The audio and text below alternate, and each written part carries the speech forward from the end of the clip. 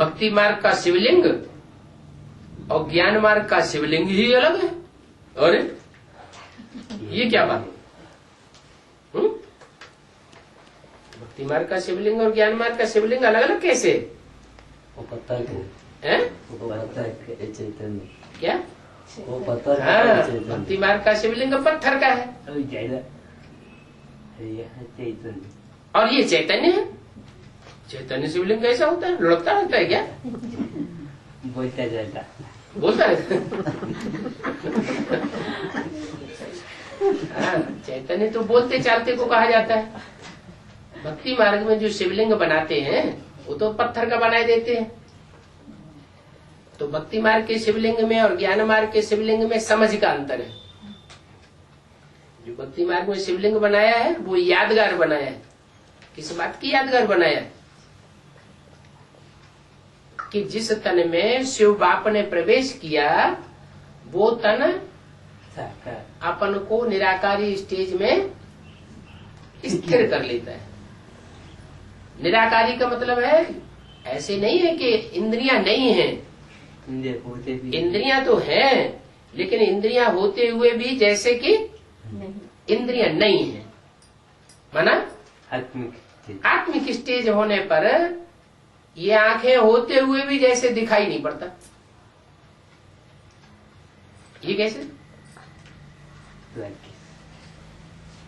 जैसे कोई लवर होता है, वो कारखाने में काम करता है और उसको अपनी महबूबा याद आ रही है।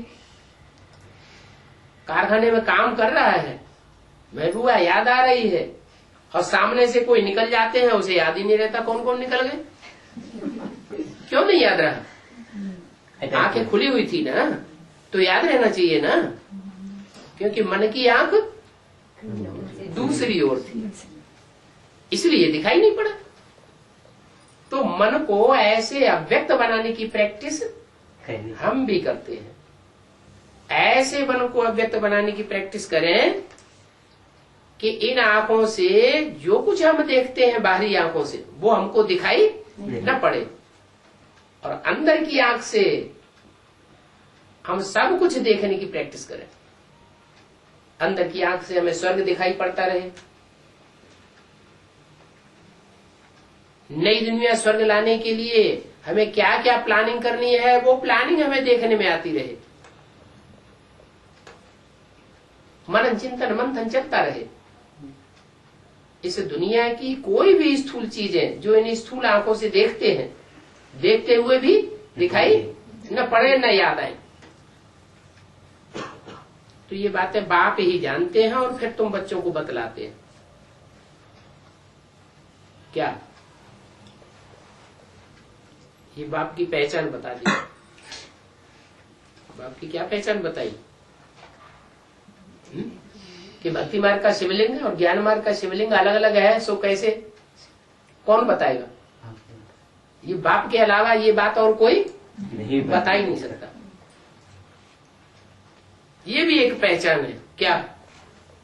खुदा बाप के पहचान कर अपना परिचय दे। कोई कहते हैं ये व्यक्ति ही बाप है, इस बात का प्रूफ दो। क्या प्रूफ तुम्हारे पास यही व्यक्ति बाप है? ज्ञान से। क्या ज्ञान? बाप ने दिया है ना। क्या ज्ञान दिया?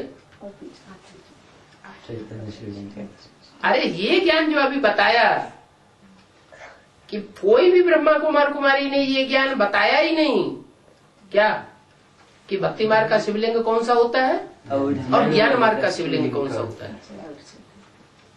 भक्ति मार्ग का शिवलिंग जड़ होता है और ज्ञान मार्ग का शिवलिंग चैतन्य होता है।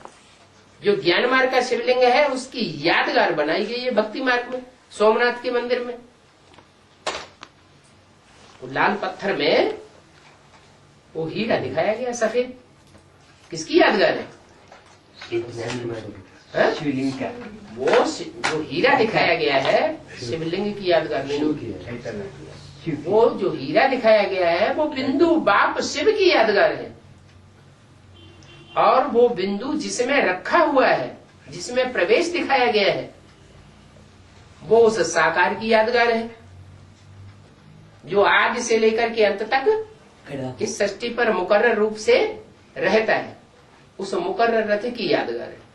वो मुकर्रर रथ जब परमपिता परमात्मा शिव इस सृष्टि पर आकर के सृष्टि का परिवर्तन करते हैं तो अंत समय तक वो रथ मुकर्रर इस सृष्टि पर चैतन्य रूप में रहता है, इसलिए वो चैतन्य है। भक्ति मार्ग में कैसे दिखा है उसको चैतन्य? भक्ति मार्ग में तो शिव होता ही नहीं, आता ही नहीं, तो उन्होंने जड़ पत्थर रख दिया। फिर भक्ति मार्ग में सोने का लिंग बनाते हैं, चांदी का लिंग बनाते हैं, कॉपर का लिंग बनाते हैं, लोहे का पत्थर का बनाते हैं। ये किस बात की यादगार है? ये साकार की कि वही साकार जिसमें परमपिता परमात्मा शिव ज्योति बिंदु प्रवेश करते हैं, वही आत्मा सत्युग में सोने जैसा आत्मा होती है, सोने जैसा पार्ट बजाती है।